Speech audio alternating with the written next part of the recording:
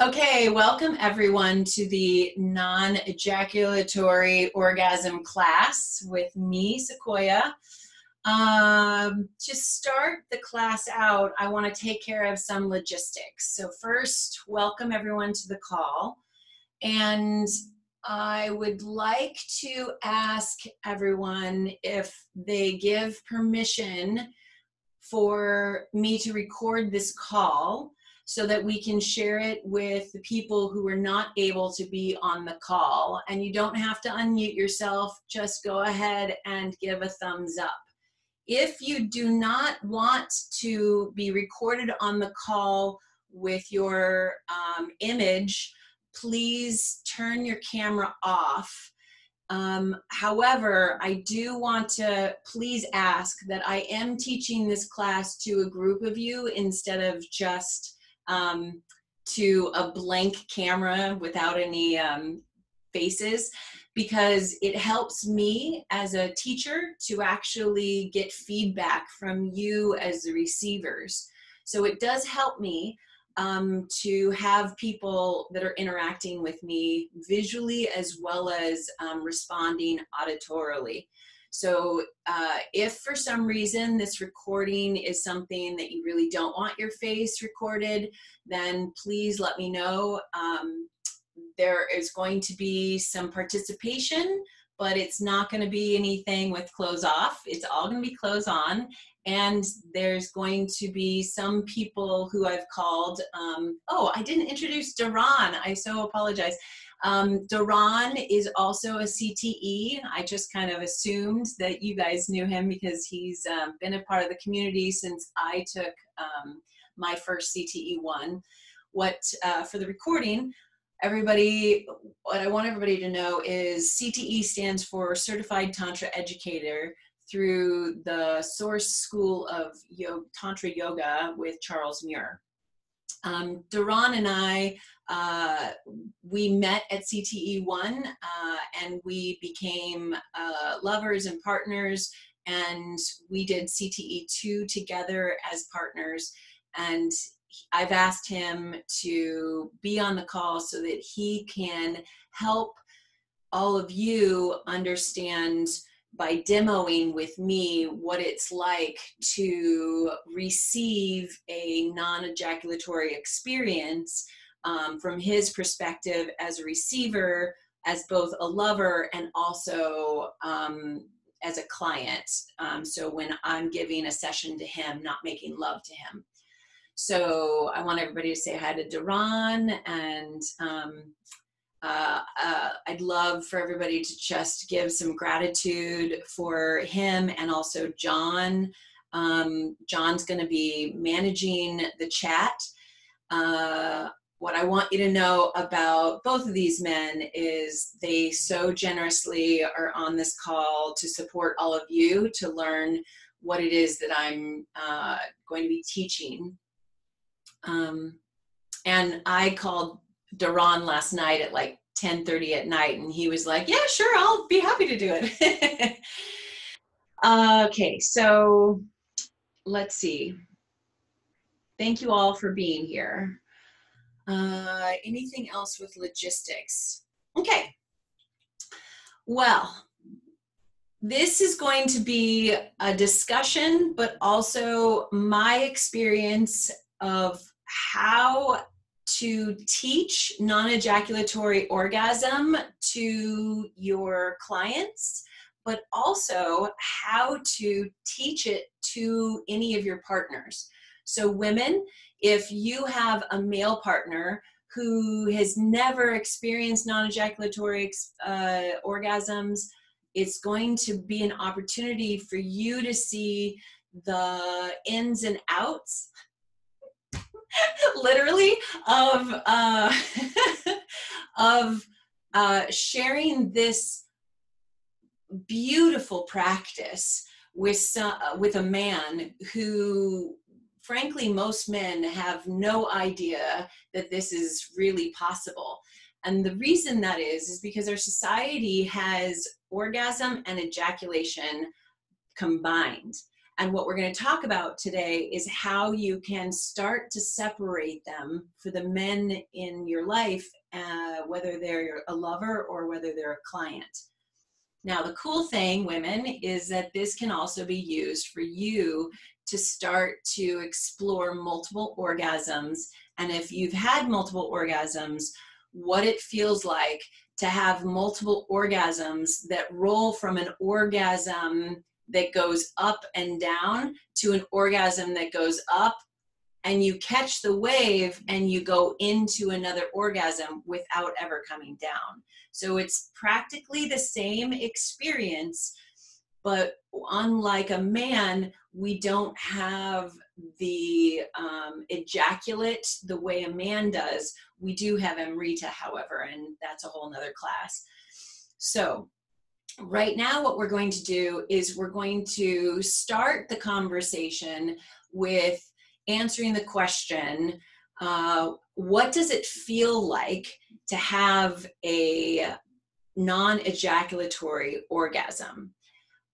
Duran, would you be willing to unmute yourself, or John, unmute him, and share what a non-ejaculatory orgasm is for you, what your experience is?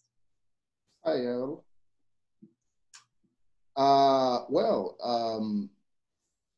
When you don't ejaculate, it's basically keeping all your energy. It's keeping all the energy that you build during sex inside of you. And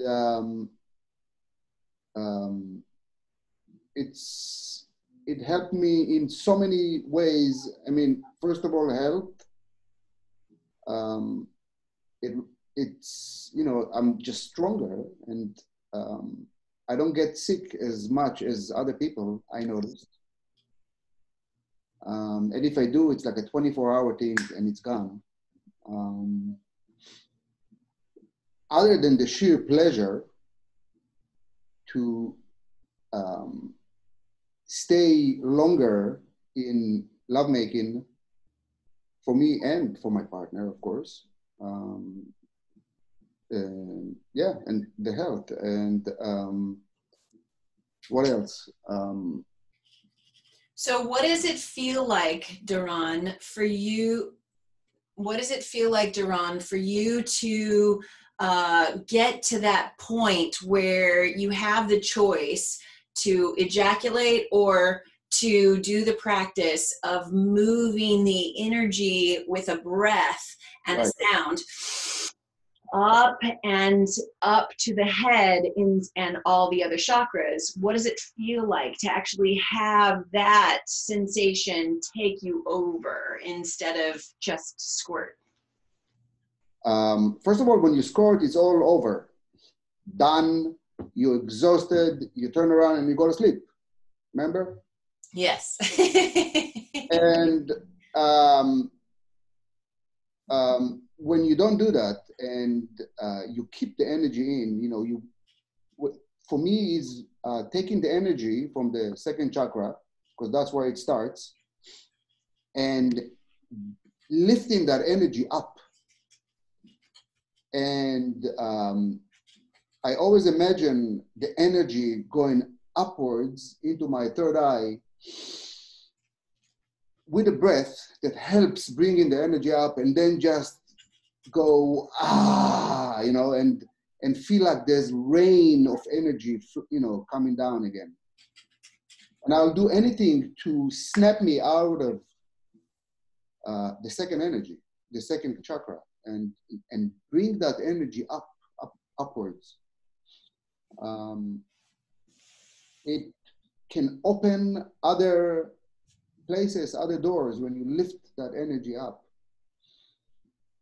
And you can see things that you've never seen before, and definitely feel an amazing ecstasy in your body when you do that. And, you know, you don't have to feel an orgasm to have an ejaculation, you know. It's like feeling of an orgasm in a different way.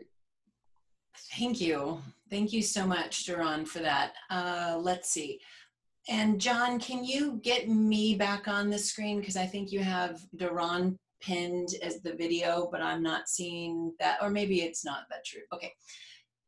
So one of the things you just mentioned, Duran, is that when that wave comes and you breathe it up and into your brain, right, that you start having other experiences. But one of the things that I notice as a lover, but also as a practitioner with my hands on the second and first chakra during this time that you're having these waves that you could, one, shoot out the orgasm through your ejaculate, right, or bring it up, is that the body of a man has these spontaneous convulsions. Is that something that you can sense is happening, or is that something that you're not feeling? Can you talk a little bit about those convulsions, contractions? Right. Yeah, many times. Yeah, when you lift that energy up, I start to shake, and it's not like I'm shaking purposely. It just happens, that I can't help it, and that is the orgasm. That's that shaking, that you just can't help it, and you bring it up and it just shake, and like an orgasm, basically. Great. Without ejaculating. Great. Wonderful. Thank you for that. So let me just step back and share with you all what it is we're talking about, because Duran was just sharing his experience of what a non-ejaculatory orgasm feels like. And at some point in this call, all the men who've experienced this non-ejaculatory orgasm are going to get a chance to share what it's been like for them. Because just like there's different experiences for every woman when they're orgasming, the same is true for men. It's not all going to have exactly the same thing. But right now I want to give a little bit of the definition of an orgasm so everybody can start seeing how orgasms show up in different ways. So Johnson & Johnson describes orgasm with certain characteristics. Some of the main characteristics is contractions that are out of an automatic body response, not necessarily something that a man can control. So spontaneous contractions.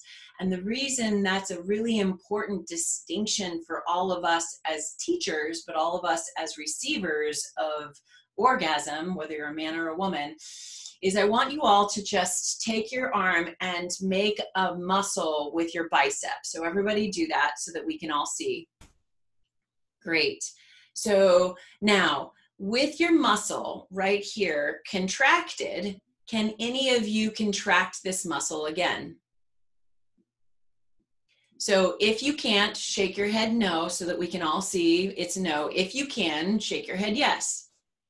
So the answer to that is no. A muscle that's contracted cannot contract unless it has relaxed and gone to a place of what I'm going to say is surrender. So an orgasm must be in a state of muscle relaxed, surrendered place. In order for spontaneous contractions, spontaneous orgasms to go throughout your body, you as the receiver need to be fully surrendered and relaxed. If there's any tension at all, the orgasm is going to be blocked from going to that part of the body. Now, why is this important? This is important because most people who've not studied Tantra, but also most people that have even studied Tantra, have the tendency to reach for an orgasm. What I mean by that is to get an orgasm by forcing it to happen with tension throughout their body. What does this do? Most people who do this because they've trained themselves during masturbation, what I call self-honoring, during masturbation, when we're trying to get an orgasm and we're doing it with tension, what's happening is the body is having a release or an orgasm from a release of tension. Now that is a completely different kind of orgasm than what we're talking about in tantric yoga. Tantric yoga is teaching us through a state of relaxation how to receive a spontaneous contraction, spontaneous convulsion throughout the entire body from a relaxed, surrendered place. This is why a tantric yoga massage, whether it's lingam massage or yoni massage, starts with a deep, relaxing, full body massage. Because we as practitioners, or we as partners, are getting our partners' bodies to be lulled into a relaxed state so that there's no tension in the body. This is also why in a tantric massage, we do tension release, like pressure point release, structural body work to really move any blocks that are physical that also will be blocks of energy out of the person's system so that their body can have this spontaneous convulsion, spontaneous contraction and orgasm flow through the body with ease versus hitting blocks that then cause discomfort or intensity. Now, when we get our partners to a state where they're at what I call the point before the point of no return, our job as the practitioner or as the lover to help our partners go from an explosion with an ejaculate to an expansion, which is more like a sphere expanding outward in all directions. We have to really be paying attention to all of the things going on in our partner's body and energy field. So we as the giver at this point, our job is to be super observant with our body. If we are making love to our partner, that means super observant with our yoni and being on top of our partner and sensing inside the stiffness of the lingam, maybe the texture of the lingam.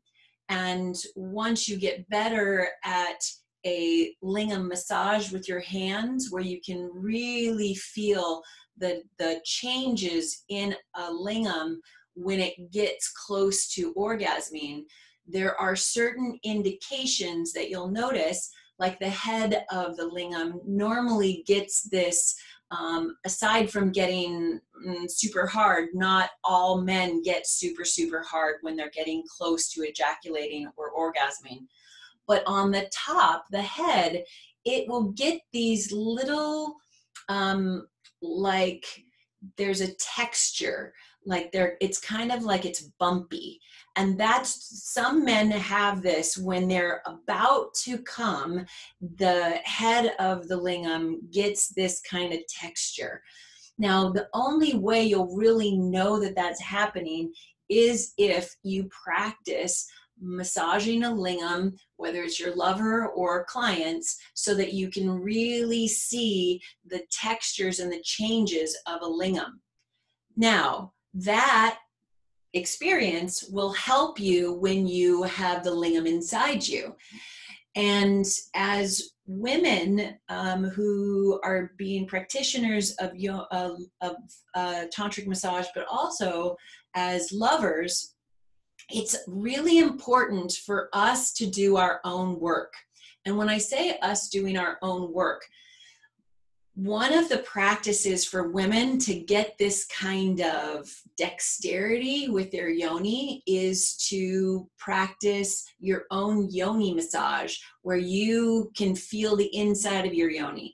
Do yoni egg practices. And that's a whole nother class, but it's a really important thing for us as women to know, that when we are sensing a man's sex and a man's lingam inside us, we can sense all the textures with the tissues of our yoni just as dexterous as our hands.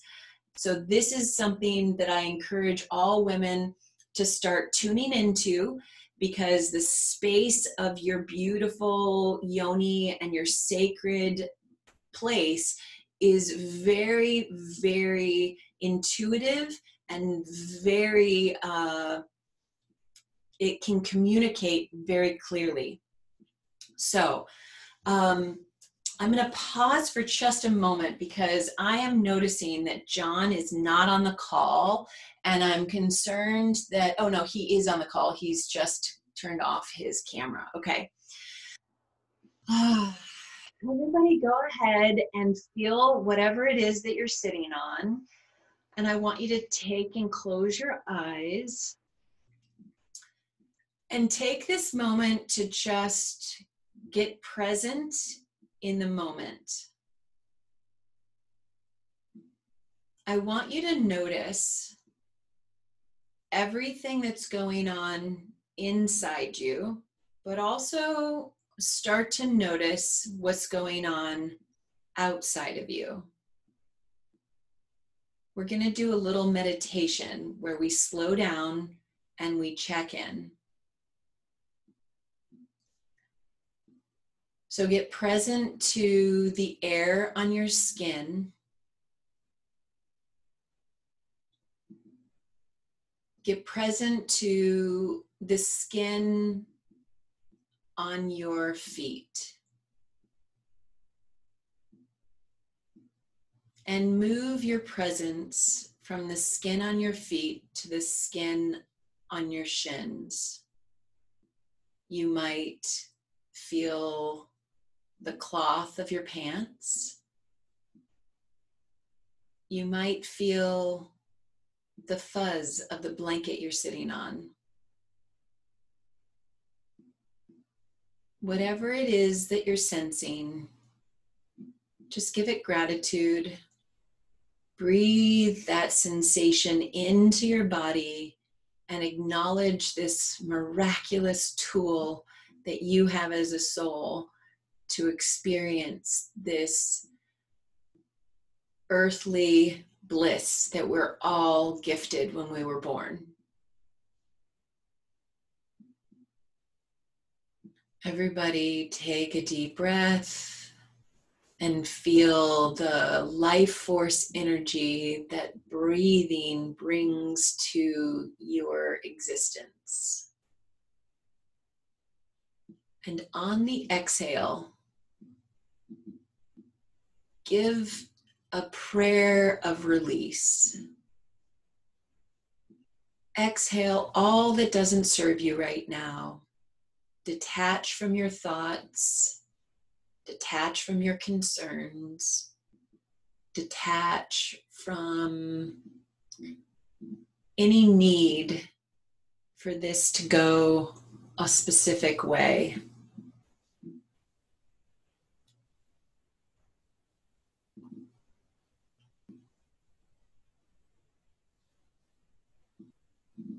Feel how pleasurable the silence can go. How pleasurable the silence can be, the stillness. One of the things we're going to learn as we learn about non-ejaculatory orgasm is the orgasm and ecstasy happens in the stillness, not in the motion. The expansion happens when we're not doing anything, when we're receiving. So in this stillness, feel the bliss and the gratitude and the love that we all share for this practice that we have chosen to learn about together. And with that, wherever you are in your breathing cycle, exhale completely, all the way down through your toes, down into the earth, and hold yourself empty for a few seconds. On your inhale, I want you to bring the energy of the earth up your body through your roots, all the way to the top of your head, and hold it. Swallow to lock in the breath. Feel the pulsing of life force energy pounding from your heart into all the cells of your body. And with mastery, give an ah sound, releasing and telling the universe and the earth how grateful you are to be alive. Ah. And with that, come back to the present moment by blinking your eyes open.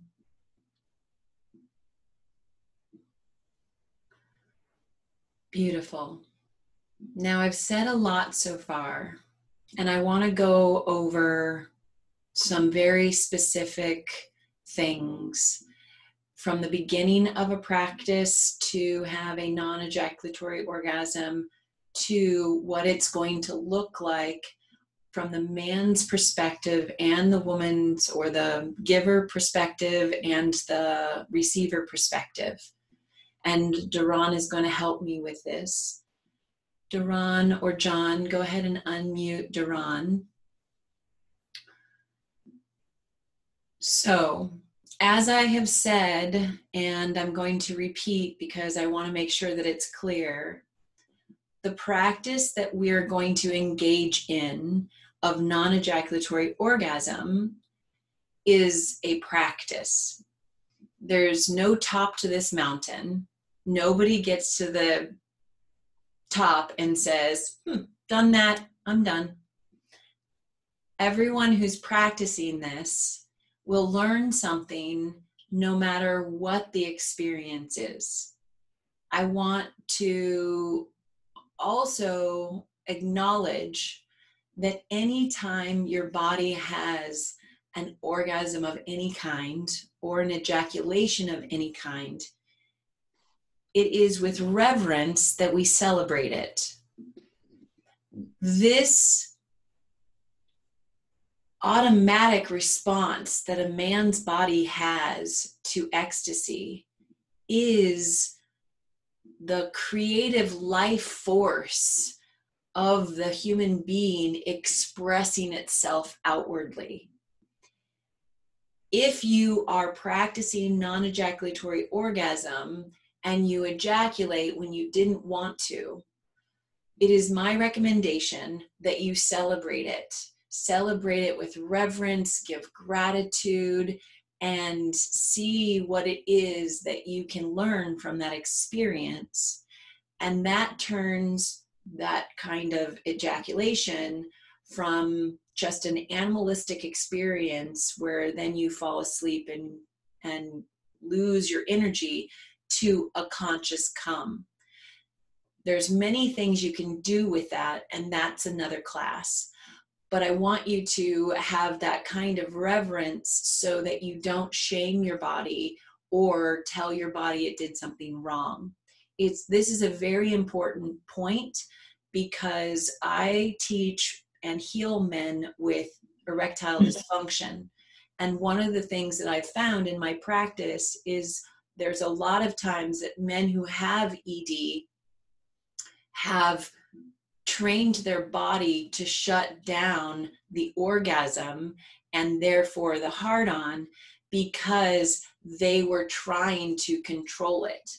And trying to control an ejaculation can, over years and years of doing that, tell the autonomic nervous system that what it's doing is wrong, and shaming it or having that autonomic nervous system be confused, which is one of the reasons why ED happens in some men. So I want to let you all know that this is a pitfall of trying to control an orgasm. And I want to say to you, there's other ways to do it than blocking or forcing or shutting it off. Now, with that said, the act of being a partner to a man who is teaching its body how to have this non-ejaculatory orgasm is a sacred experience for the giver. I also bring reverence to this practice for my lovers and my clients.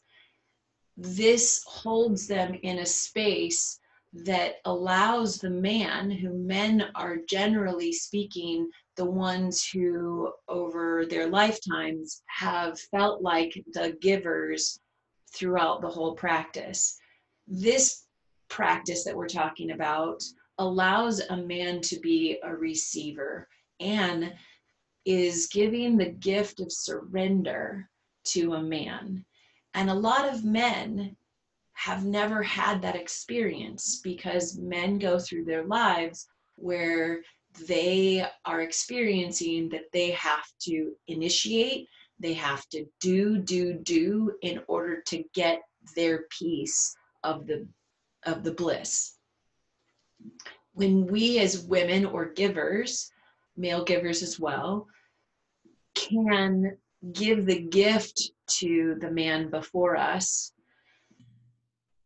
the honor of receiving and surrendering, this fills that man's body with a vitality that's also relaxing. So they get done with lovemaking, or they get off your massage table as a receiver, a client, feeling more energy throughout their body and their soul than they would if they just squirted it out. At the same time, it's extremely relaxing because they have this wash of bliss that comes over them. They're then more alert in their waking days. They sleep better. Their prostate is more healthy, which encourages them to be having a healthy prostate without the signs of cancer or congestion or challenges. And this allows them to have erections further and further into their old age, which then allows them to feel their masculinity and their malehood for longer and longer. This is one of the things that men are challenged with later in life. When they experience challenges with their erection and their orgasms, they start questioning or feeling that their masculinity is being affected. And this is a time when they're really searching for a deeper connection with their lovers.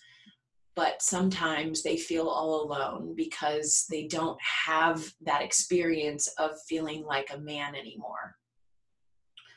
So what we're doing is really helping heal men and the divine masculine by doing this practice.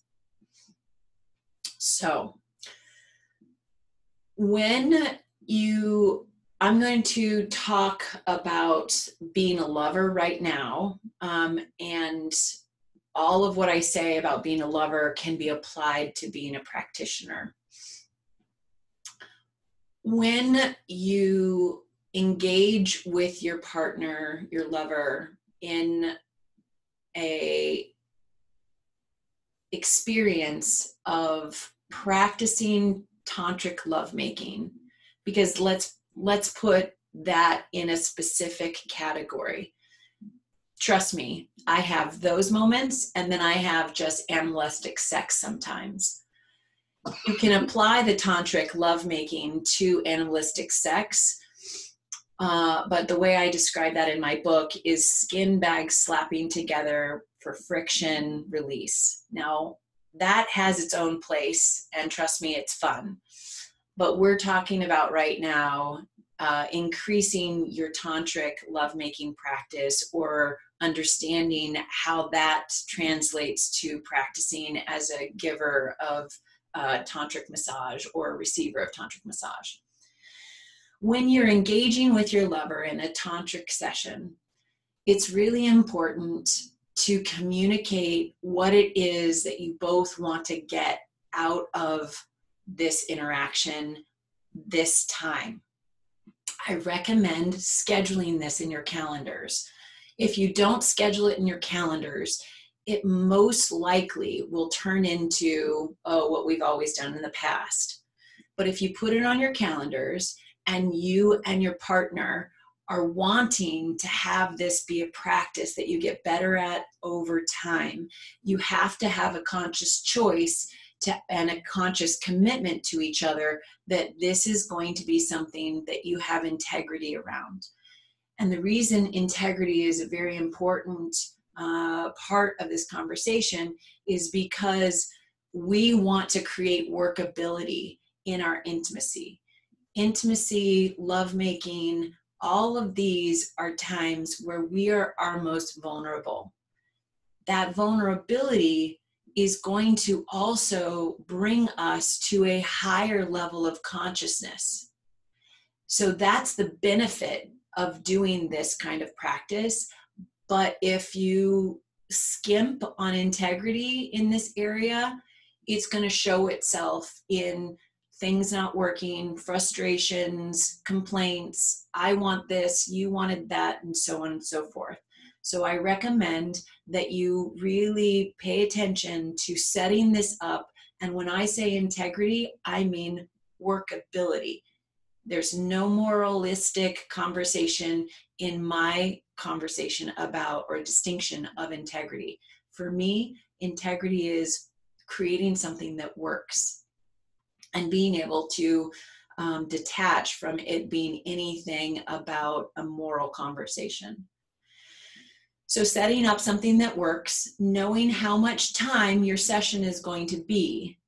Now, a lot of us who have practiced tantric massage and also tantric lovemaking, we know that it can go on for an hour, 2 hours, 3 hours, and sometimes 5 hours. So it's really important to set it up in a way that it's going to work time-wise for both of you, because you don't want to get into the middle of it and have time run out, or you get lost and then all of a sudden you lose appointments here and lose appointments there. So set a timer for when you're going to need to come down off of the high that you're creating with each other. Also, have a conversation and negotiate who's going to be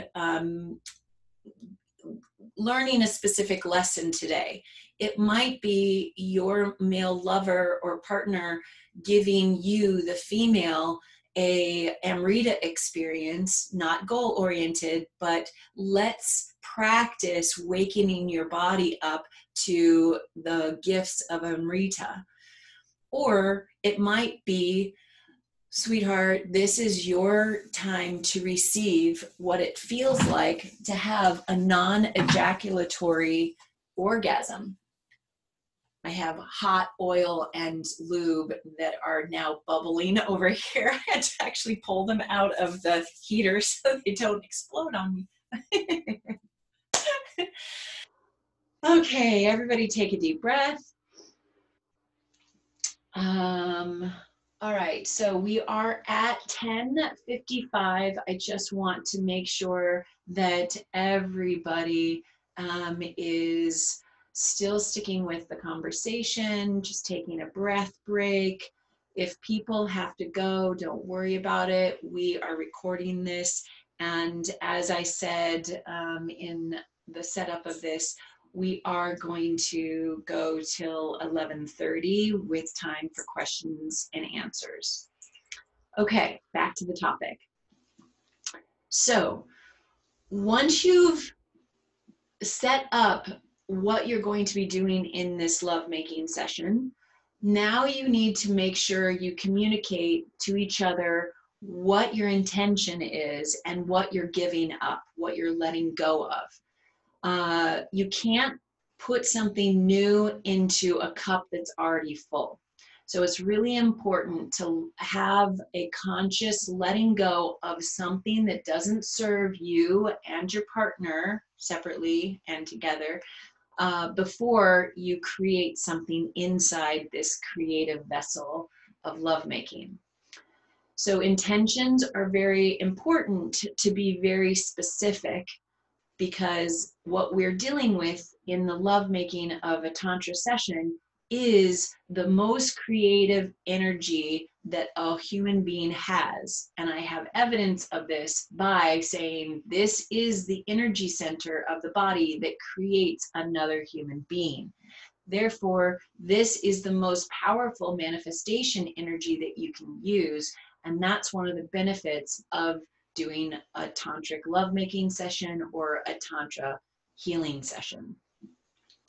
So once you've done all of that, then you want to get into whatever sexy lovemaking experience you're having. Once you guys have gotten to the point where, and I'm now going to use number scales, number 1 being I'm, not aroused at all. Number 10, I'm coming. And I think of this as an arc.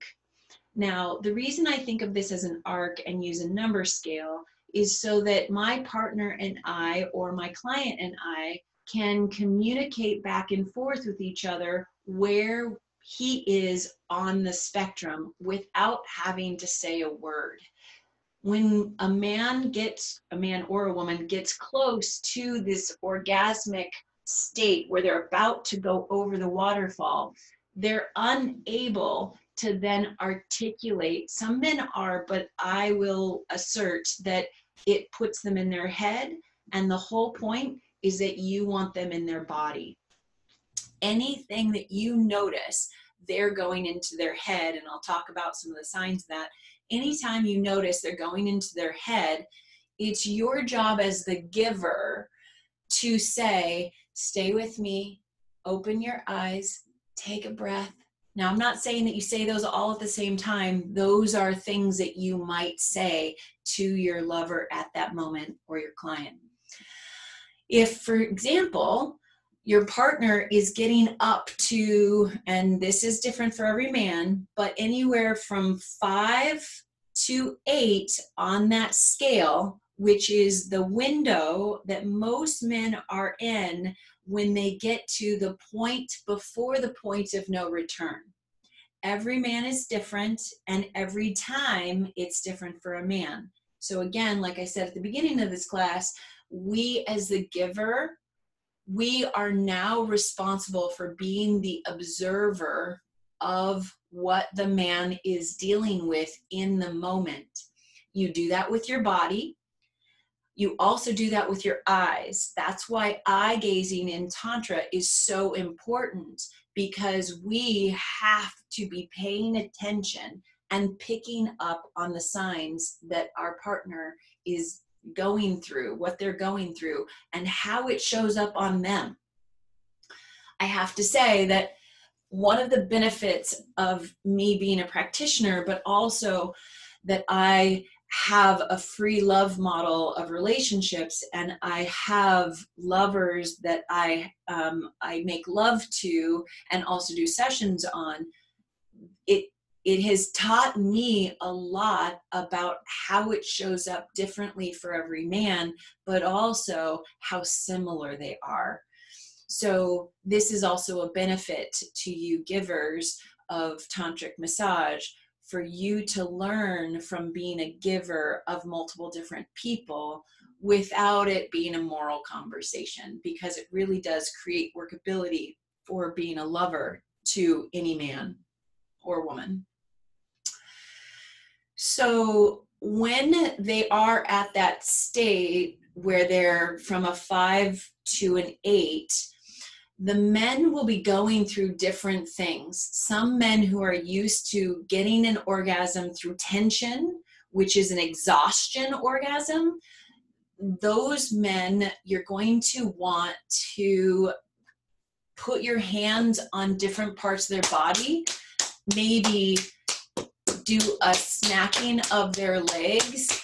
That is going to give a response to their body that, oh, maybe I should let go a little bit. You might tap their heart and bring them from their head, because a man who's tensing to grasp and get an orgasm is actually thinking his way to getting an orgasm. So you want to get them more in their body by tapping and keeping them and eye gazing.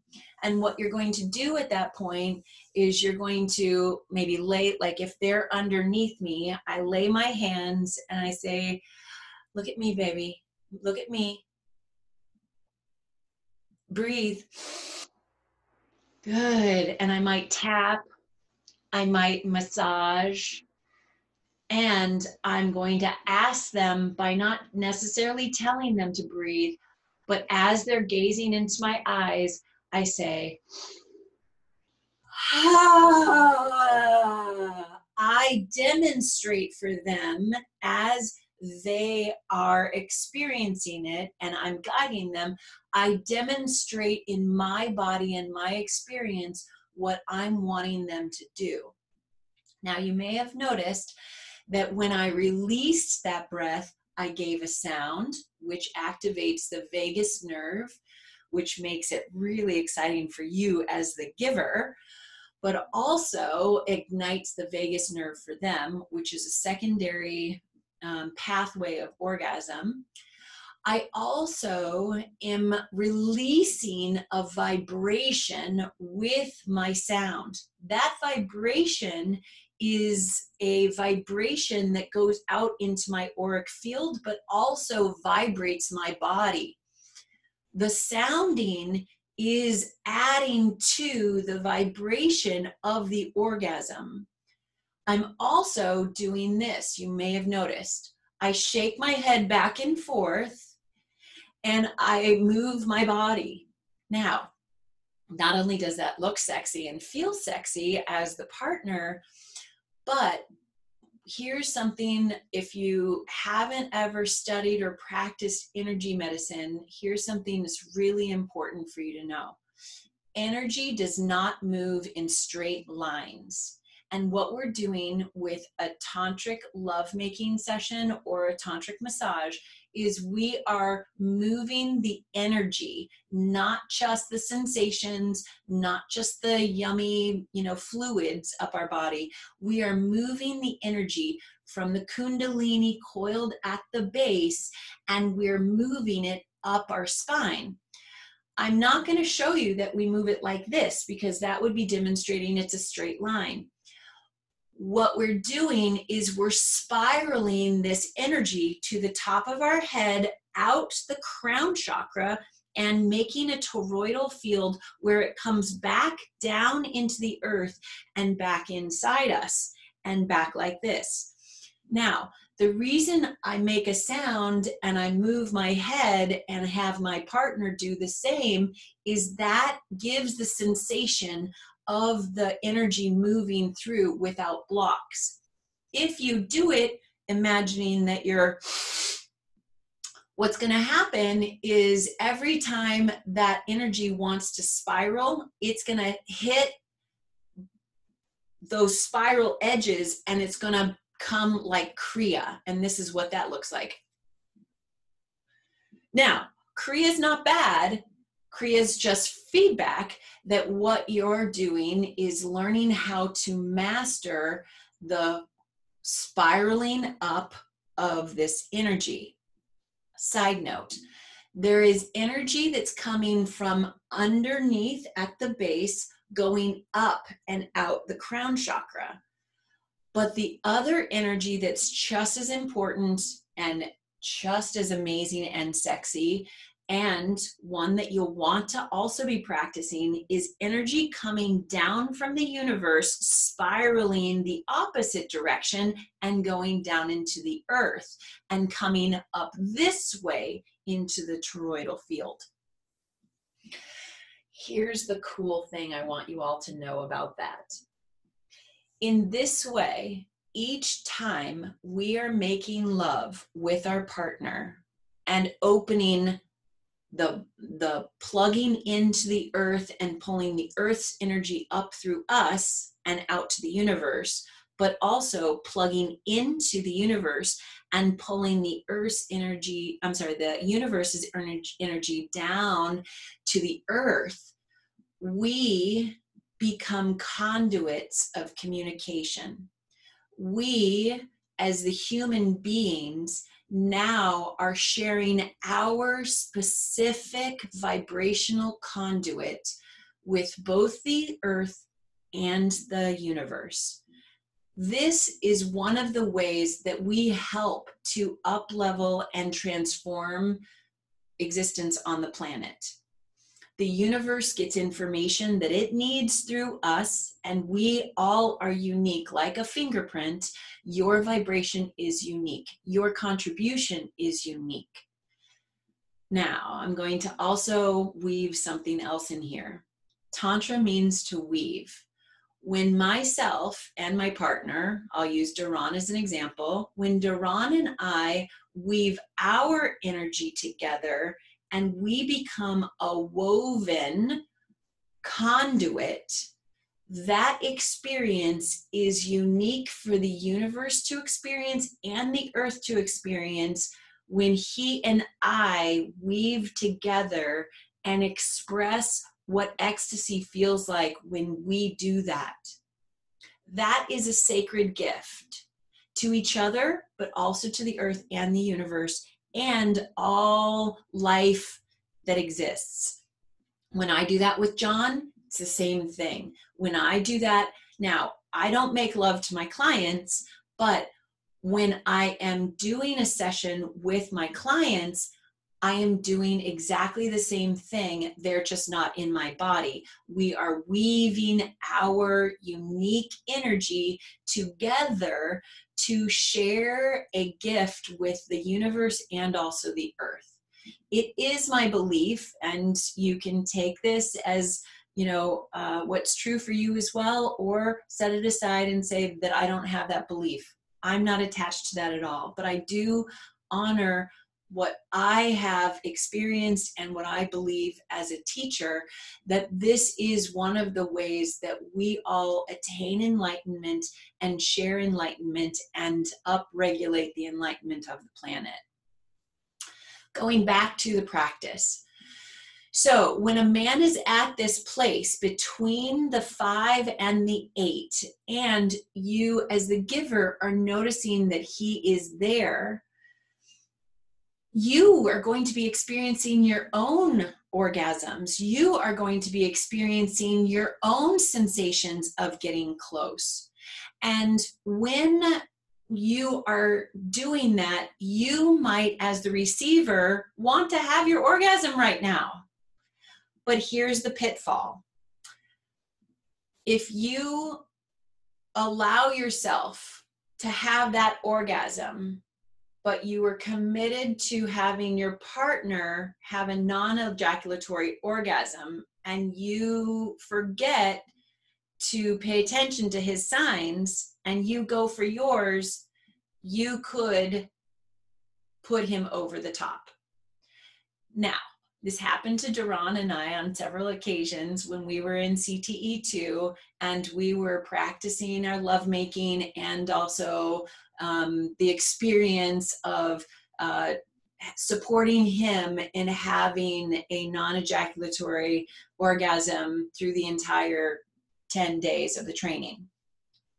And what I realized in those moments was, even though I wanted to have my orgasm right then, and I was fully in the moment and about to have a complete orgasm burst within inside me, there's a unique thing that happens in the yoni when I am about to have an orgasm, and it feels like spark plugs. It feels like a fireworks around his lingam. And what that does and can do is throw him into, even if he's at a 4, it can throw him into an immediate ejaculation. So both people, based on what you set as an agreement before you went into the practice session, both people have to be monitoring, but also in the moment at the same time. This is what I call a conscious holographic experience. Being in this experience, you never want to completely take yourself out and go into your head, but you also want to make sure that you're dancing. It's very much like a dance. So it's really important to be able to notice and to communicate with your partner. Duran, are you muted right now, bud? So Duran, good, thank you. So Duran and I are going to give a demo of what it would look like for a man to be going towards that point of no return and needing to communicate to me, the partner, that he is getting there. And I'm going to demo what I do in order to support him to expand his orgasm without ejaculation. So everybody imagine I'm sitting on Duran. Duran's underneath me. And Duran, go ahead and make sure that you are giving verbal feedback, because the video will pick you and I both up. And that is going to be really important for us to demo this, okay?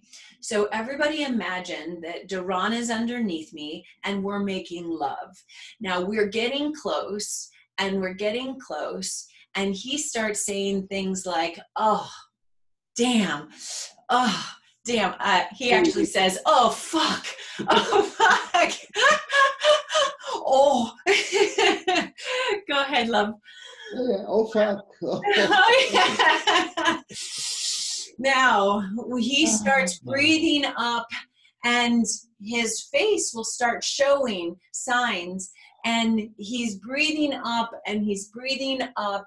And at that point, when he's getting really close, I say to him, look at me, babe, look at me. Okay, take a deep breath. Now I, as the giver, pause at that moment. We both take a breath. Now, when I see that he can come back from that almost going over the waterfall, then I can start moving again. Then I can start undulating, but I go slow. And I always tell you to stop. Yes, go ahead. Stop go ahead moving. and say what Stop you say moving. to me. Go Yeah. ahead. Yep. Stop moving. Stop moving. Yeah. And then once we have felt that I've stopped and he stopped, we can go back, and then we like kind of give each other the sign again. Okay, all right, yeah, good. Okay, and he's nodding. Okay, and I can see that he's with me. Yeah, there you go, babe. Oh, yeah. And so we start communicating back and forth, and then I say things like, oh my God, that is so beautiful. Oh, it's so beautiful seeing you having this experience. Oh, and I start tapping on his chest. I start maybe tickling the sides of his arms. I maybe like tickle him down his belly and the sides of his body. I say to him, wiggle your toes, babe. Wiggle your toes. And then I start doing, now see his face. So beautiful, so beautiful. Good. Now let's go for another wave, babe. Okay. All right. So we're going again. Now, as we're doing this, and as we are seeing how Duran and I dance in this way, one of the things that I'm doing is I'm now starting to rev him back up. One of the things that I want you all to know, when the second chakra gets to the point where there's so much energy that it's about to squirt, The expansion comes by breathing this energy up to the other parts of the body, but it feels like a balloon that's reached its capacity, and it needs to just sit there a few seconds to feel what it feels like to fully be full. Now, it doesn't mean that you take all the air out of the balloon. You might take a little bit of air out of the balloon, but that's not the whole point. You get comfortable with being that full. So you don't lose the erection, you don't lose the intensity, you just get to a place where you can be full and be comfortable with the intensity. Then from there, the next wave goes out even bigger from there. And you sit in that space for a little while before you breathe out again. So continuing on, Duran, we're going back into that place. Go ahead. Yeah. So also in that situation, when you're in the lovemaking, you know, I have this natural rocking. I'm rocking the pelvis. You all know what it means, most of you. And when I rock the pelvis, the way I do it is when I take a deep breath, that's when I pull out and tighten my muscle, my PC muscle. And then when I enter and exhale, I just let go everything, including the PC muscle. So it's exactly the opposite of what you think or we do normally. We you know, go, right? You know, with men I'm talking to. We hold the energy in our penis and we enter, you know, instead of doing it, do the opposite. Let go everything. And then, that's when you enter and you let go the PC muscle. And that helps you to keep or having the energy, you know, going up instead of ejaculating. That is such a good addition to what we're saying. I'm so glad you added that. And also it helps to open the inner flute. Yes, exactly. The inner fluid, the flute is that inner column that is spiraling the energy up, but also spiraling the fluids of the body. See, one of the things that we're doing in this situation by pulling this energy, but also the fluid of the body from the perineum up the spinal cord, we are feeding the pineal gland, which is the gland that creates ecstasy inside the brain. And as Charles says, the brain is the biggest sex organ, and I would like to say one of the second, because I think the entire body is a sex organ, but the brain is the biggest sex organ that we have. And the ecstasy that you are going to experience is opening up the pineal gland, which is an antenna, which then when you're receiving the energy down from the universe is coming downloads, intuition, data, knowingness, connection with source, connection with information that's in the field, that antenna that happens to open up with the pineal gland lit up and fed all serotonin that is what converts to melatonin, and DMT, which converts to the ecstasy drug. All of this is what you are feeding with the fluid from the base of your spine and the energy from the base of your spine. Now, the health benefits of this is there just too many to really list right now, and we're at a point where I want to start taking questions and answers. But I want you to know that one of the ways to keep your spine and your nervous system healthy is to reverse the fluid going from the base where it pools because of gravity, reverse it and bring it up. Now, some yogis will do this by doing headstands and stuff like that, but guess what? having this kind of tantric lovemaking is another way of bringing that fluid up to the brain without having to do a headstand, and it's sexy and it's yummy and full of lots of orgasms. So to wrap up what that looks like, when two people are engaging in creating multiple waves of non-ejaculatory orgasm, you would keep doing this practice until you both get to a place where A, you're at your time limit, or B, you both feel a wave of satiation, a wave of being full, a wave of being whole and complete, and being filled up by both of you. And at that point, instead of having the orgasm with an ejaculation and a collapse being the end of your lovemaking, you have the opportunity to choose and say, I'm really full, baby. How are you? You want to go make breakfast? Or how about we go watch a movie? And you cuddle and you bring yourselves back down and you integrate. You might integrate with a lovemaking cuddle where he's still inside you and you hold each other's chakras. You might spoon. You might move into just a meditation where you put on a guided meditation which brings you into a manifestation practice. Really, at this point, you can do pretty much anything that utilizes the creative energy and gives you both the results that you were looking for. Duran, do you have anything to share about that? I was doing other things. This is what I love about Duran. He's so in the moment and totally honest. Okay, so we are now at 11:20, and I want to open this up to questions and answers.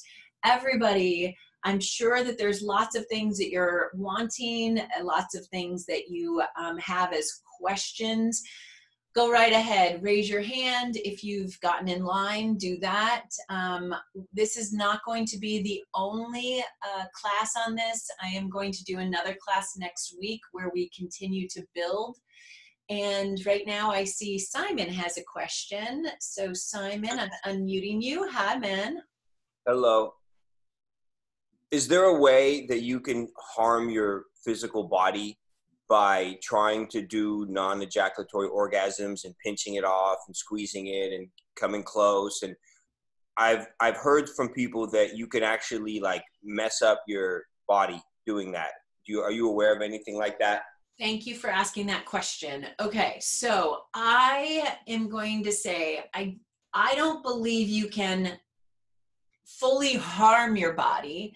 But some of the techniques I find to be less effective at getting what the end result I have been able to get. And I'm going to own fully that what I'm sharing with you is a combination of things that I've learned from the modern masters, the masters teaching the ancient techniques of tantric yoga, but also from other practices that I've done that are on the shamanic practice and the energy medicines practice. My scope is very wide and vast. So I'm sharing from my experience, not a very specific technique. So the answer that I have for your question is, I don't believe that holding off, pinching off, or doing any of these, I'm going to restrict in order to not have the ejaculate come out. I think physically that is trying to stop something from happening, which again does a little backwards programming to your autonomic nervous system. Do I think it's going to have long-term effects? No, not completely, But what I've found in my practice and the men that I work with and have as lovers, the better way to do it is to practice doing this with that balloon expansion idea or a sphere of expansion. Because in that way you become a master of the, just like in a yoga breathing practice, you're not gonna like hold your lungs down so that, you know, you don't release the oxygen coming out of your lungs. You're going to practice what it is to be able to articulate the muscles without doing anything to hold that organ down from letting go of that breath. I think that's a pretty good analogy, actually, because none of, like, even though the meditation that we did, I had you breathe up and then swallow to hold down the breath. I'm not asking you to be tense. And this is one of the reasons why I don't recommend the hold off or stay, going back to how I described what an orgasm is in the first place. An orgasm is when your body is having spontaneous convulsions. So if you're holding down that part of your body and tensing or clamping or whatever in order to prevent it from squirting out, what are you doing? You're putting tension in that area. And that's the opposite of what I'm saying is this conscious, enlightened way of being able to masterfully expand your container versus put rigidity in. We are looking for softness, which is yin, which is female energy, netta, which is a experience of being surrendered, right? We're not looking at being, and now I'm going to talk a little bit about masculine, feminine energies. Masculine is rigid, not bad, just rigid. Women and feminine is receiving, surrendered, soft. Okay, so have I answered the question for you? Yeah, I think so. Yeah, so if somebody has a non-ejaculatory orgasm and does not ejaculate, but then gets tired afterwards, what's that all about? You know? Say the first part again, because I didn't hear the first part. Who has it? If somebody tries to have a non-ejaculatory orgasm and they succeed, but then they're also tired afterwards, as if it was a regular orgasm, like they want to go to sleep after. Yeah. What does that mean? Well, I wouldn't say that it means anything in particular other than that's the response that that person is having at that time. Okay. That doesn't mean that they're going to always have that as an experience of having a non-ejaculatory orgasm. Okay. One of the things that I teach people that I'm coaching is be careful the meaning we put on anything, because that is attaching the past to the present moment experience. And one of the things that we are trying to do in this is be as present in the moment as possible. And if we attach meaning to something, we're attaching past that is going to get in the way of you having a present moment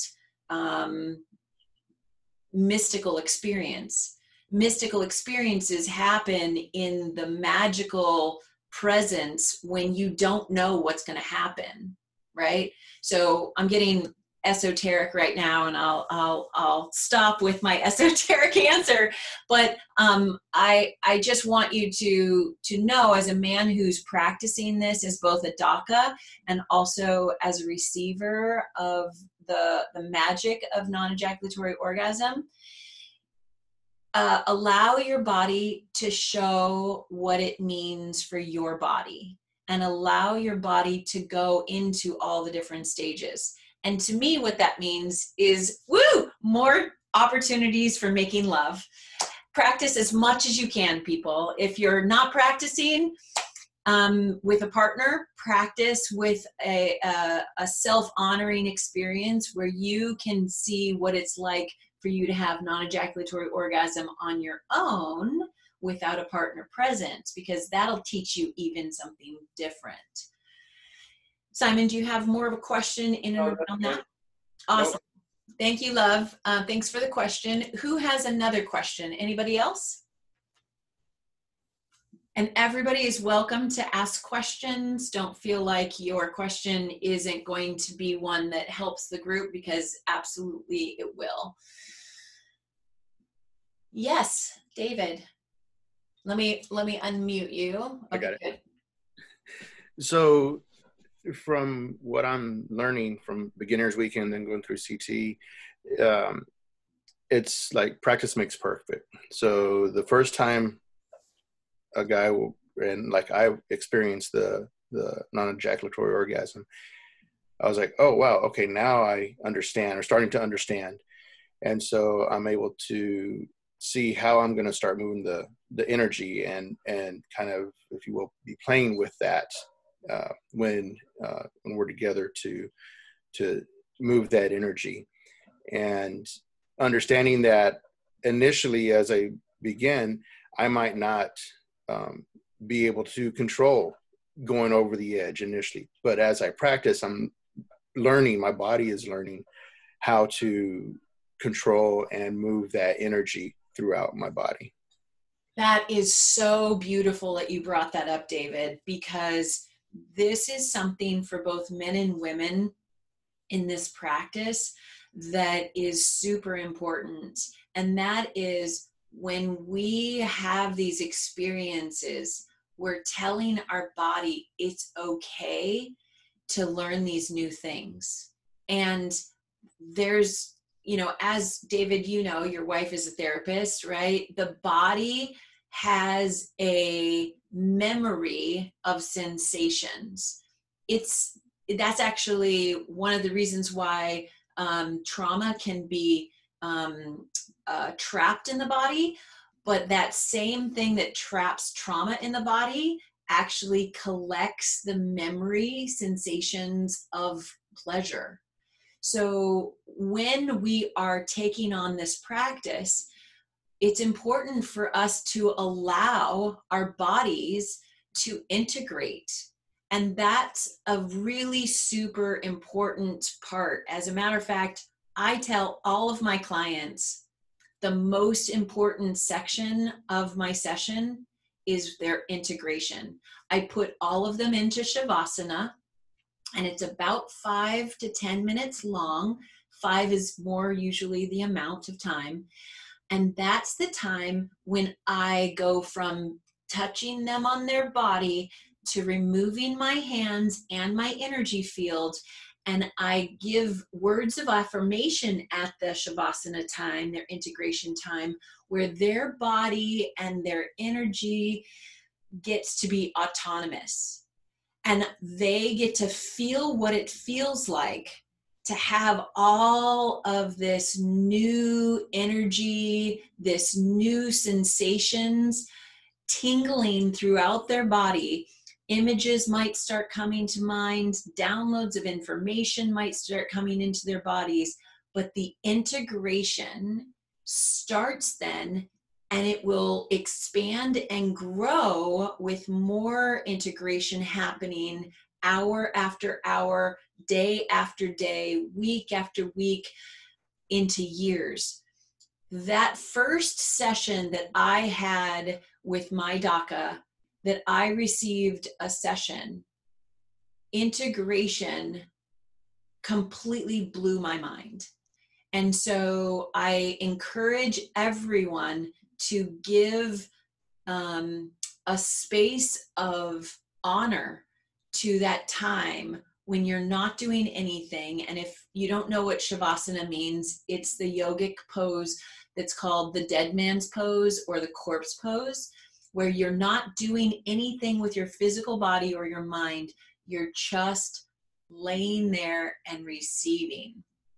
And that's what I would say in response to what you were just saying, David. Do you have more to say about that? I think that pretty much covers that. Yeah. Awesome. Do you have a question? One thing that just came to me is that if, you know, early on in the guys starting to learn, if they do go over the edge and do have an ejaculatory release, that not to, for them to feel like bad about it or shameful about it, that it's okay. And you know what, we get to practice next time and see how much farther we can go, you know? Exactly. And I touched on that a little bit earlier in the class, but I'm so glad you brought it up again.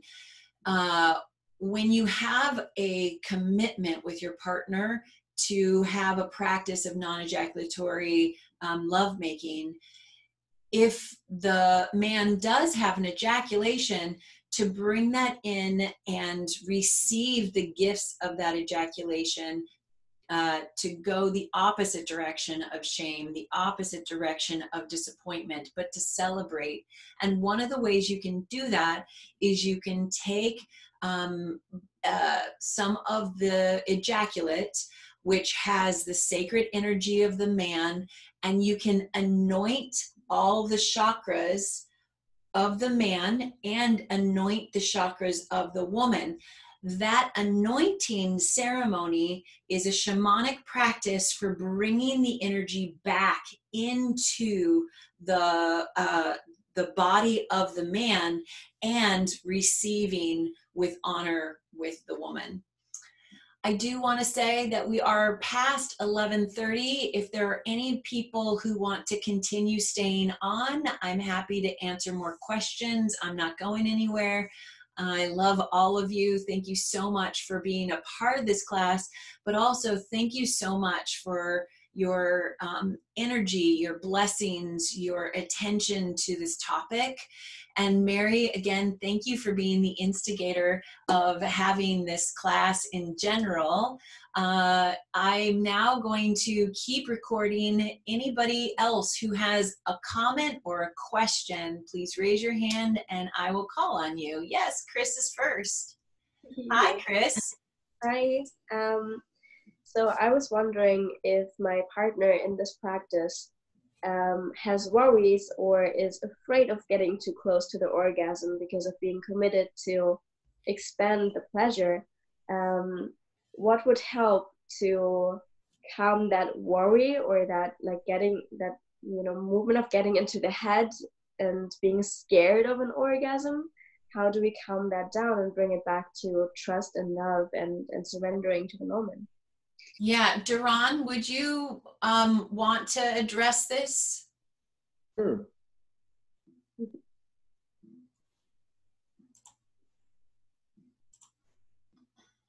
Hold on, Duran, hold on. Okay, John or Duran, you got to unmute you. Okay, now you're, go ahead.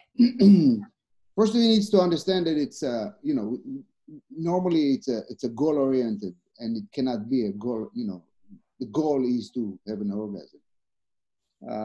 We have sex, we make love, and then we come and okay. And it cannot be that. When you practice, just be present and see what comes and what's happened. Being afraid, of coming or ejaculating, if it comes, it comes, and it's okay. And just like anything else we do, it's all about practice. Whatever you practice, you get better at in anything we do.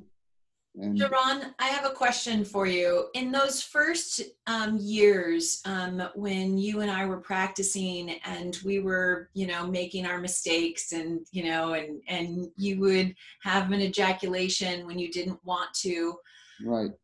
What kinds of things were you able to tell yourself, or what kinds of things were you able to get from me? Like, what helped by the way I was being with you about it? How did it help? Well, you were very supportive.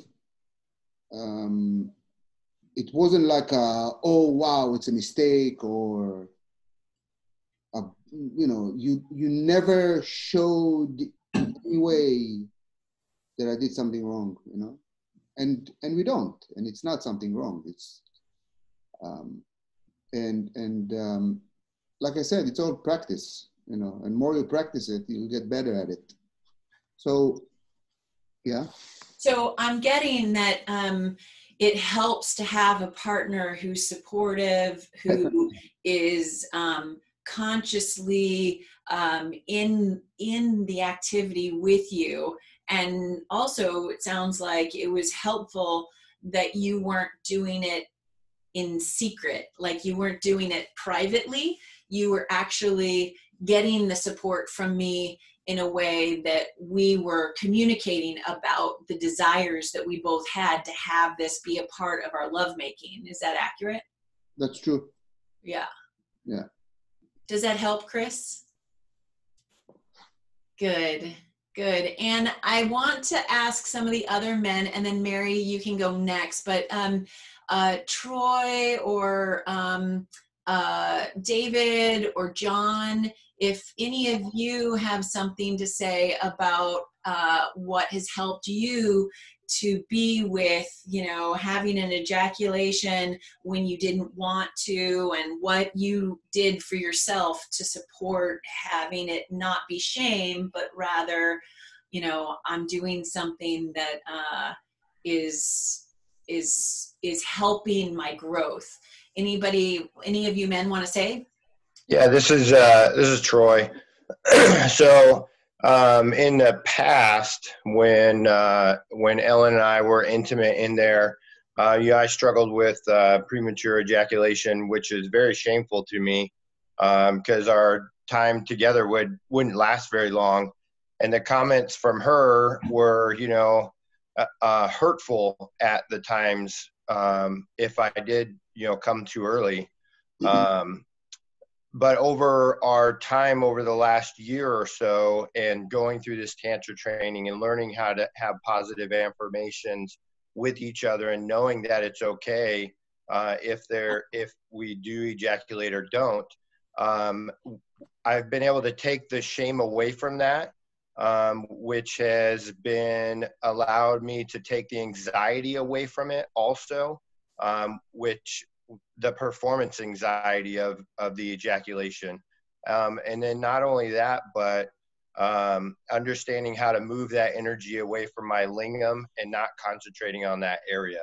So I would just say, even in Ellen and I's time last night, for instance, you know, I went into our lovemaking last night with an intention of not ejaculating. And so when I came to that point, it was too far, you know, so we went too far, and I didn't tell her to stop because it was just too hot. I just couldn't get her to stop. But what I tried to do is hold it back, and I ruined it for myself. Because I tried to hold it and hold it and hold it in and not let it go. And then when I finally succumbed to it and I said, you know, just let it go, then it wasn't really all that good. That's a really good point. That's a really good point that you're making, Troy. And that's actually what can happen. That's a pitfall of trying to hold it back or even pinch it off or doing something to tense it, because the body is confused at that point. Yeah. And you confuse the autonomic nervous system, and what happens is the circuits short out. And if the circuits short out, the body basically, here's the way the body works. If the body's going to short out, it automatically sends an off switch to everything. And that's what it sounds like you're describing, Troy. Can you say more about that? So that's exactly what it was. And I don't let that happen to me very often, but I really, I was making a conscious effort to have a non-ejaculatory evening, and not necessarily with an orgasm in there, but really just to not ejaculate. But, things led to each other, and everything just got away from me at that time. So, but I would just say, if you feel it coming and you can't get away from it, or it's just too far, then just enjoy the ride, because holding it back definitely isn't going to benefit you at all. That is definitely something I was just going to share. If you find that the orgasm is coming, and that's like a split-second realization sometimes for some men, the thing that, you know, a lot of us want to do is to go into that shame wave, to go into that like shit, and then start analyzing why it happened or whatever. The second that it changes from going into the expansion into the ejaculation, that's when you change your focus from, or your commitment to yourself to, you know, not squirt out, to squirting out and go with it. And like going down that roller coaster, you then move into, I'm going to have this expand, and see what you can do to blend both and expand both, and then go into a ride that can, if you want it to, lead to having an expansion that goes from ejaculation into more orgasms. Now, this is what is possible, to have ejaculation with multiple orgasms expanding out from that. It's possible, but it's still a practice. But it's only a practice that you can have if you're willing to not shame yourself. Yeah, and my last comment on that, and I completely agree with that, is that, you know, even last night and the other nights, I didn't overanalyze it. I didn't carry any shame with it or anything, which I would have done in a past, you know, in past practices, carried shame with it. Ellen wasn't, you know, is also all very supportive. So in that connected, passionate, loving relationship, that there is no shame that comes with any of the practice. So whether it's short and quick, or whether it's long and passionate, or it's awkward and funny that day, no shame comes with any of those actions, because we both know that we're still learning and exploring each other's bodies. And like you had mentioned before, every time's different for us. So what feels good yesterday may not be the same today. But and that would be the other thing, is whatever the actions are, don't carry any shame or regret or doubt in your ability to be a great, open, conscious lover. Beautiful. Beautifully said, Troy. Thank you so much. All right, let's see. I have, oh, yes. Yes, go ahead. Oops, I hit the wrong person. Hi, Simon's friend. Can you introduce yourself? Hi, I'm Marissa. Hi, Marissa. It's nice to meet you, Sequoia, and everybody. Nice to meet you too, love. Thanks for being on the call. Thanks for letting me come into it. You're welcome, honey. What's your question? So I used to practice Tantra, like white Tantra, with clients. Yeah. And then I built a really good energy where like I could kind of have like orgasms in the wind and like just very self in it, you know? Yeah. And then I gave it up, saying I want to pull back and just be with one person to do it. But now Simon's opened me up to like the Tantra Festival and like you and like all this stuff. So I'm having a hard time like rebuilding the orgasm or whatever.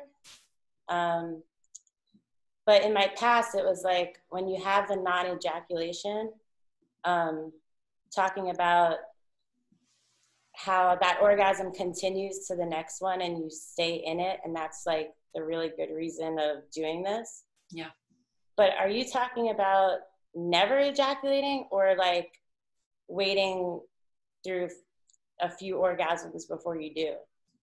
That's a great question. I have a question in response. My question, sorry. Are you speaking in terms of a woman and a female ejaculation, or are you talking about your male partner ejaculation? And if Simon is feeding you questions, it's good for both of you to be on at the same time. It's good. Is it female ejaculation or male? I'm a female. So. Yeah, I know. I get it. Are you talking about you having an orgasm with an ejaculation, or are you talking about? I had a 4-year sex partner that it just seemed like dud orgasms to me. I could never take him to the next level. Yeah. So I'm just, yeah, and then it makes me like, what? For you though, right? Not him. Yeah. Your orgasm. Yeah, I kind of gave him a lot, I guess, or I don't know. I think she's asking how to get recharged. How do you reactivate where you used to be, but like, you're not in it? I feel like I used up all my orgasms and like I'm not allowed to have them anymore. I see Troy and Angela who they're both saying, no, you didn't use up all your orgasm. Okay. So here. I think it's kind of like a depression thing, or like I'm literally just starting to talk about this again. So yeah, well, the first thing is the first step is to be witnessed being courageously vulnerable, which is what you just were. Okay. That's going to get you into your body. Okay. Because as you can sense right now, feel your toes and feel your heart. Yeah. Feel the heels of your foot. You're probably feeling sensations in your body that you've been avoiding. Well, he got me stoned too. That's awesome. So what I want to say is the way to get your orgasm back is to get grounded.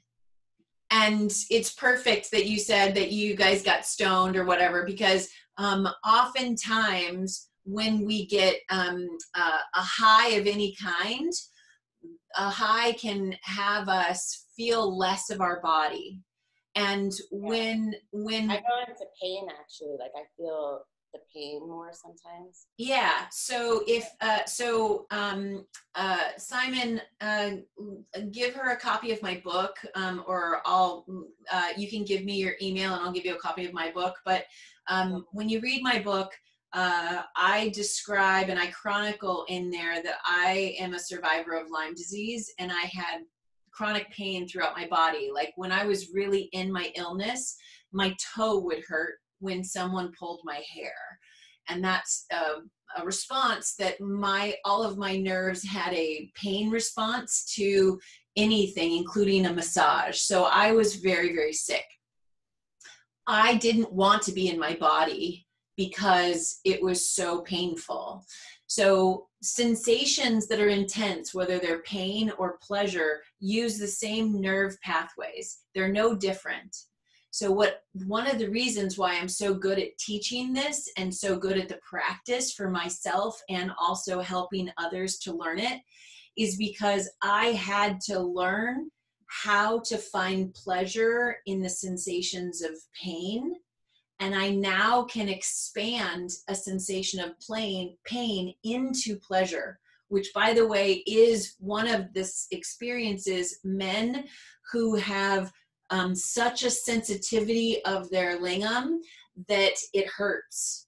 Some men that are experiencing pleasure in their lingam, it actually feels like pain, and you'll see on their face a grimace. They're like this because they don't want to have an orgasm because it's so painful. Now, it's painful because their brain is programmed to think that's pain and all the things they make pain mean. I'm almost an expert at understanding how to not make pain mean that I'm going to die or that my arm is going to fall off, that it's actually a sensation. And one of the ways to get through that sensation is breathing and expanding and feeling the nuances of that sensation. This is also how I teach people how to not blow out when they feel so much pleasure that it's either going to ejaculate or it's going to blow a fuse. To give you a little more of my background, I was also a triathlete, and I'm an endurance athlete. So when I'm running for 10 miles or cycling for 100 miles, when my body starts feeling pain, it's really my brain saying, ooh, you're going to hurt yourself. Ooh, you know, you can't handle this. You're going to die because at some point you're not going to be able to breathe. The conversation in our head is actually defeating the process. So the same is true in sex. And so what I would say is, you know, keep working with Simon. Have a coach to actually help you with the brain activity that's happening while you're having orgasms, and ground. So do grounding meditations every day, and breathe, and work with a tantra coach like Simon so that you can actually ignite the orgasm back in your body. That's what I'm going to say. Yeah, so I'm thinking it's like a core, my core, that would be the grounding, right? Well, grounding is at your base chakra, which is at your sphincter, your anus, and your legs. That's the roots of your chakra system. If here's something we should all know. If you don't have a ground to the electricity in your body, your electricity is either going to be non-existent, or it's going to be like a loose wire that just goes all over the place and zaps people and zaps you. So the best thing you can do for your orgasm is to stick your energetic roots into the earth, and do that every day, multiple times a day. And by the way, that's why I've taken on the name Sequoia, because it's not my birth name, it's my shamanic name, because I needed to learn the lesson and the gifts of grounding myself every day. And so when I call myself Sequoia, or someone calls me Sequoia, it reminds me to ground myself into the earth and reach my energy as high into the sky as possible. So you're going to want to take on a grounding practice. Our Tantra master, he always asks the same question. What do you do first? You always ground. When you go into lovemaking, or when you go into a grocery store, the first thing you need to do is ground.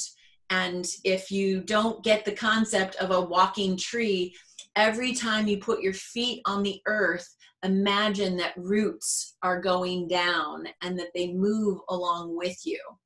I would also, because you're in Hawaii, I would also recommend that you walk around barefooted as much as possible, because that allows you to earth, which allows you to be connected to the electromagnetic field of the earth's energy field. And it's very healing and powerful. Thank you so much. You're welcome. Who had the next one? Mary, did you have the next question? Before you continue, can I just say one thing? Yes, please. For women, don't hold your orgasms. That's how you gain your life energy, having orgasm and multiple orgasms. Men is different completely. We are givers, you are receivers. So, that is so great that you said that, Daron. Thank you so much. I was telling her some other details of things, and I totally forgot that aspect. Yeah. Yes, as women, we are getting power from our release. This is also one of the reasons why women have a menstrual cycle, because we are the chalice, we are the receiver, we are the cup. And the reason we flush that cup every month is because we collect all the energy that is coming into us, into our yoni, and also into our electromagnetic field. So the flushing of the blood as we menstruate is collecting all of that energy, collecting all of that past, all of the toxins, and it's purging it from our system. This is very different from a man's system. So we have to be releasing regularly. If we as women do not release regularly, we can get bitchy, we can get irritable, we can get My partner says hangry, but it's not because I'm hungry. I'm hungry for a different reason. We can get a whole bunch of things, and the way we release that is through sexual orgasm, menstruating, and amrita, which is going to be another class. Great job, Duran. Thank you for adding that in. Mary! I'm just so grateful. Thank you, Sequoia. I love that this all came out of just this question that I asked. I was really curious. So the reason why I asked the question was because I was connecting with a lover, and I was wanting to explain to him like the difference between a non-ejaculatory orgasm and an orgasm with ejaculation. And I realized I didn't quite know how that feels different. Yeah. And so I'm wondering, I know we shared a little bit about that, but if there's any men who feel open to sharing, like, does it feel as powerful? Does it feel different? Is it in a wave more than like one release? Like, how does that actually feel different so that I can kind of guide to that, or at least be able to speak to the different experiences? So I'm going to let some of the men actually answer. And I want you to know, as the woman, one of the ways you're going to be able to feel in their body. Okay. Did any of you hear that? Say it again. Okay. All right. So, sorry, my mic got muted for a moment. So one of the things that is really great about your question, Mary, is that you're trying to identify it from your female position, right? So I'm going to let the men answer in a minute, but what I want you to know that one of the signs that your man is having a non-ejaculatory orgasm, but you'll also feel this when they are having an ejaculation, it's just harder to sense, is the convulsions of the muscles around their perineum, their PC muscle, and their anal muscle. So if you're giving a session on your partner, and one of the best ways to feel this is when you're giving prostate massage. You're stroking their lingam and you're giving prostate massage at the same time. When you have stillness while this is happening, you'll start to find that the sphincter and the prostate start doing this. That is one of the first signs that they are having an orgasm. Sometimes they don't even know because they're not identifying it as such. And when those convulsions are happening, you can tell them so that they know and they can put their consciousness there instead of up here. Oh, did you feel that? You're having an orgasm. Oh my God, that is so beautiful. Okay, breathe into it. Oh, do that again. Let's see if we can have more of those, right? And there's going to be different things that that you're going to do as the partner in order to encourage them to do more of that. Mm-hmm. But that is something that not all men feel when they're having an ejaculation, because when they're thrusting, it's hard to sense these convulsions of these muscles, especially if the convulsion or the contraction is not very strong. Does that make sense? So that's for you to know, because sometimes the man isn't going to know. They're going to be in a totally different world. But you are now their sensory informer, so that they can start putting their consciousness on it. And a lot of men have no idea that these contractions are, quote unquote, an orgasm. Okay, so men, who wants to respond to her question? I can start. Okay, great. So,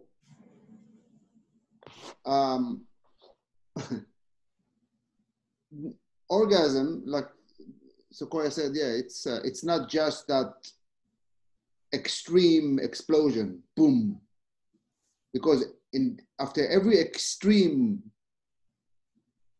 there is a down. Every time you go up extremely, you're gonna go down right after. And there's a wave, in between, that's what you wanna experience, and all these exercises and all the breathing and opening the chakra is, you know, would allow you to flow, allow the energy to flow in your body, and that's how you're gonna feel these vibrations. When I started Tantra, I felt nothing. When I saw people doing, you know, shaking, you know, like, what? You know, they're making it up. Today, I cannot help it. I can talk about it and I'll have a vibration in my body. So you become more sensitive, more you do it. And that's the little orgasms are fucking amazing, because you can continue with them, you know, throughout the whole, you know, like an hour, whatever, it just keeps coming. And because once you have the explosion, boom, it's a drop and done. It's over. And nobody likes that. So yeah, the extreme explosion, there is amazing feeling about it, and it's an amazing feeling. And we are men, we are addicted to that. It's an addiction, and we keep and we want that. And more we practice and enjoy these little ripples and energy, and you know, you want to push away that explosion and stay with the non-explosion orgasms. Beautifully said. Thank you so much, Duran. Well, with that, I'm going to say we are at time. And I hope this has been beneficial to everyone. I have included on this Zoom link that we'll do this again and address more of the topic after you guys have all gone home and practiced this week. So we'll have another time next week. I have it scheduled for the same time, but if the group wants to do it at a different time, I'm open to that as well. I hope that this has been beneficial to you all. I send you all my love and my light and blessings for multiple orgasms for men and women. Goodbye.